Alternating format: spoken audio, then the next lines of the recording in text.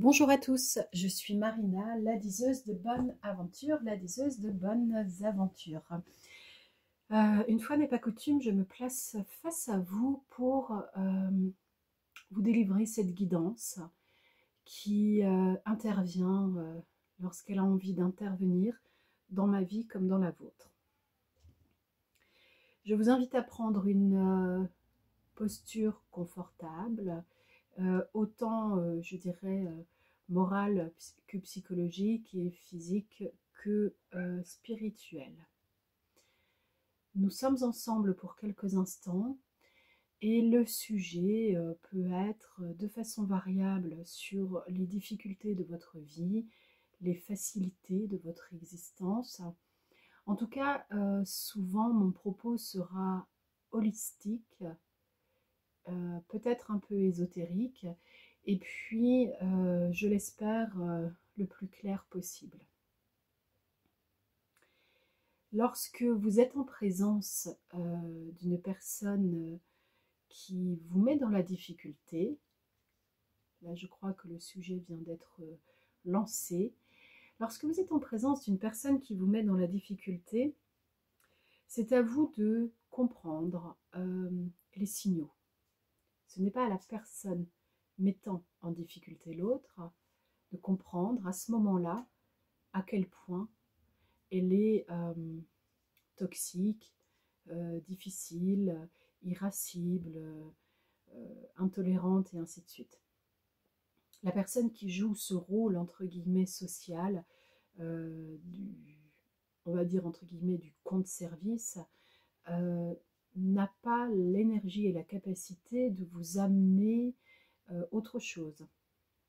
En revanche, vous, quand vous êtes en train de dire « Oh là, ce que je vis est pénible et je n'ai pas envie que cela continue », eh bien effectivement, c'est à vous de faire en sorte que cela ne continue pas. Alors comment ? Par la pensée, premièrement. Il est possible de modifier sa pensée, ses façons de penser, et cela a une implication forte sur la matière. Cela vous permet de créer votre vie différemment. Si vous pensez que vous n'avez jamais de chance, il est probable que vous en aurez très peu. Peut-être pas jamais. Vous en aurez un peu et vous ne vous rendrez même pas compte que cela est de la chance.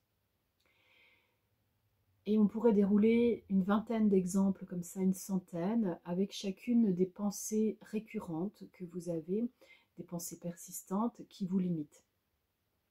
Alors quand vous vivez quelque chose de difficile dans votre existence, songez d'abord à la façon que vous pourriez faire vôtre, de modifier vos habitudes de pensée sur le sujet, que ce sujet soit neuf ou ancien.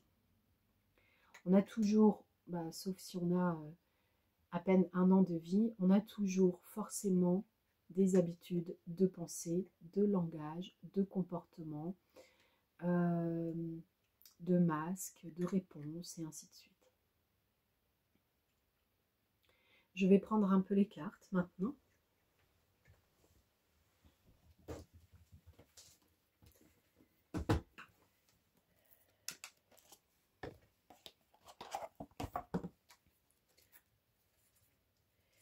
Alors, nous avons une première carte, les possessions, l'argent, l'immobilier.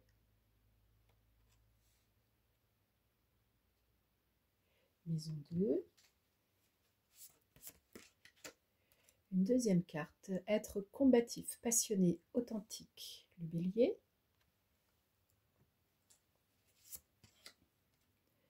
Les racines, la famille, chez soi, maison 4.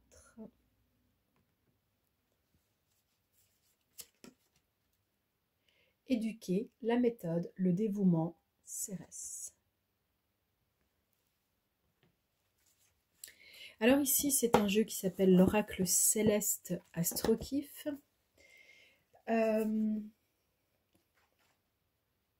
Alors, vous pouvez avoir un certain nombre d'informations qui déjà vous parlent avec facilité, font revenir en vous des informations, et puis peut-être vous n'aurez pas forcément besoin d'un nombre incalculable de demi-phrases pour comprendre le message et l'énergie qui est arrivée vers vous. Alors, avec l'énergie du bélier, bon, on nous disait combatif, passionné, authentique, bah ça c'est vrai, hein, vous le savez, si vous avez déjà répertorié dans votre existence des êtres qui sont de ce signe, qui sont sous la prépondérance de cette énergie, vous savez très bien à quel point ils peuvent être passionnés, authentiques, des êtres pleins d'allant, ils combattent facilement pour leurs idéaux et ainsi de suite. C'est la période qui va du 21 mars au 19 avril, donc là on peut se référer aussi à quelque chose dans votre existence qui s'est déroulé sur cette période, qui a été moins facile et qui peut être à l'origine des difficultés éprouvées aujourd'hui. Le bélier, lui, c'est quand même celui qui ouvre le bal, hein, au niveau du zodiaque. C'est le premier signe, entre guillemets, le cercle, l'année, tout démarre avec lui, ok? Parce qu'il fallait bien un point de départ, parce que l'humain aime bien les points de départ, les points d'arrivée, ce qui est repérable à l'avance.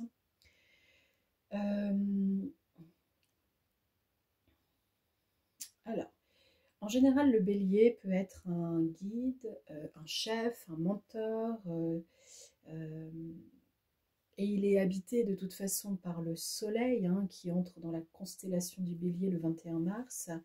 C'est aussi la période du printemps, du renouveau. On est donc sur, je dirais, quelque chose qui démarre, d'accord? Peut-être qui redémarre. Et si ça redémarre, faites attention à ce que ça ne prenne pas le pli des schémas anciens, tout de même. Donc on a la notion du commencement et puis de la volonté à faire aboutir les choses, bien sûr.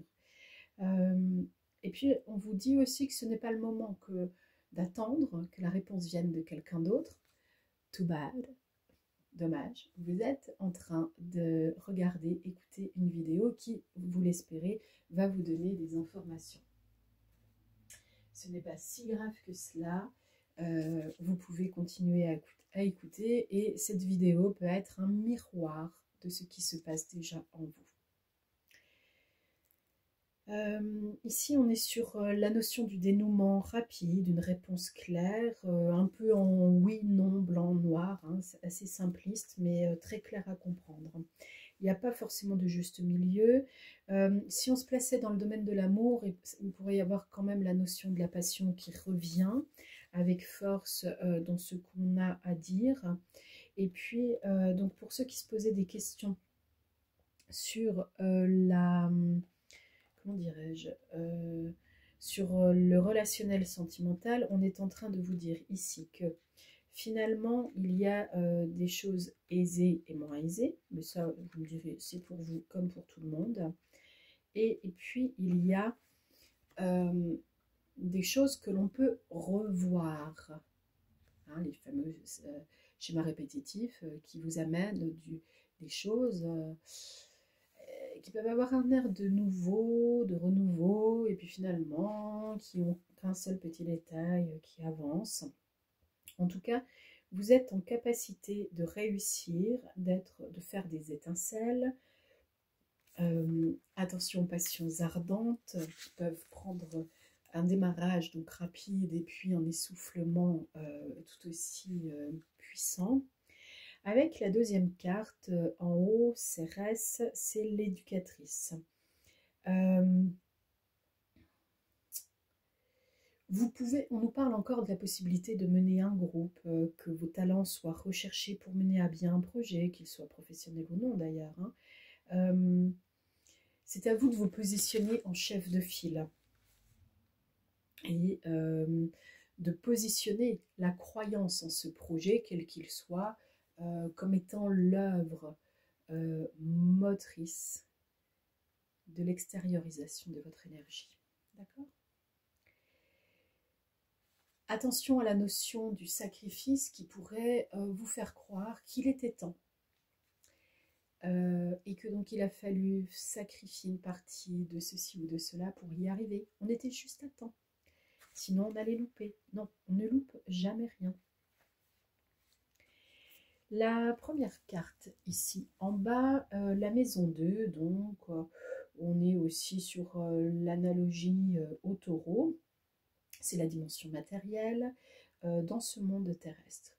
Est-ce qu'on est ancré dans le sol? Ça peut être notre première question pour savoir si on est en train de répondre finalement correctement à l'inquiétude qui nous a menés vers cette vidéo. En tout cas, si vous n'êtes pas bien ancré, bah, c'est le moment de vous ancrer, ça on vous le répète ici. On peut être dans les affaires concrètes, on peut être dans les concepts de confort, mode de vie, argent, possession, mais aussi les efforts. Parce qu'en général, les choses arrivent avec un minimum d'efforts pour que cela se matérialise. Vous pourriez être donc sur l'idée d'une entreprise prometteuse avec des fondations solides, d'un sujet, d'un projet qui a de l'avenir. C'est un bon investissement de votre propre énergie, de votre pensée, qui va être fructueux sur le long terme. Et la dernière carte, la maison 4, analogique au cancer, c'est ce qui est appelé aussi le fond de ciel. C'est une maison angulaire très importante dans un thème astral.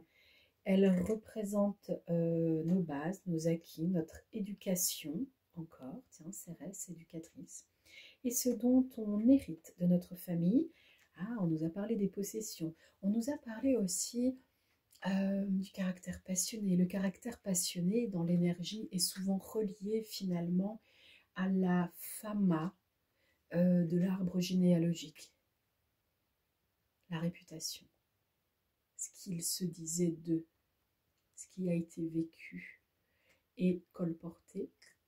La renommée est-elle bonne, est-elle mauvaise? Attention. On porte une attention particulière sur une chose et parfois on en oublie une autre juste à côté. Là, on peut nous parler d'un lieu de vie qui serait bon de mettre en lumière, peut-être faire du tri, repenser les choses autour de soi.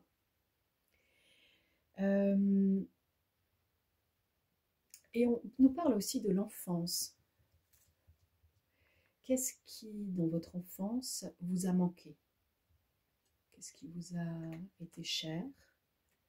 Qu'est-ce qui vous a été comme un adjuvant, quelque chose qui aide?